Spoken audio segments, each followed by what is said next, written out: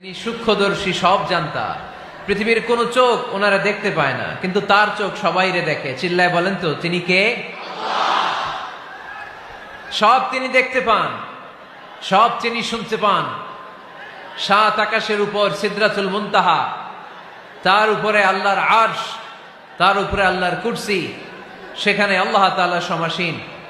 এই আরশের উপর থেকে আল্লাহ তাআলা জমিনের অতল গহ্বরে, কোন জঙ্গলে, কোন গুহার ভিতরে কোন পিপিলিকাও যদি হেঁটে যায়, আল্লাহ বলে এত উপর থেকে ওই পিঁপড়ার হেঁটে চলার পায়ের আওয়াজটাও আমি আল্লাহ শুনতে পাই।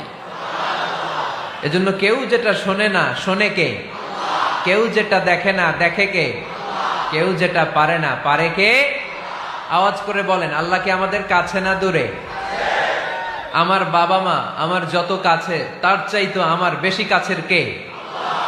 আমার স্ত্রী আমার যত কাছে, তার চাইতো আমার বেশি কাছের কে? আমি আমার যত কাছে, তার চাইতো আমার বেশি কাছের কে? আল্লাহ তাআলা তিনি যে আমাদের কাছে, এটা বোঝানোর জন্য তিনি কোরআনে দুটি শব্দ ব্যবহার করেছেন। আওয়াজ করে বলতে হবে, কটি? দুটি। এক জায়গায় ব্যবহার করেছেন করিব, আরেক জায়গায় ব্যবহার করেছেন আকরাব।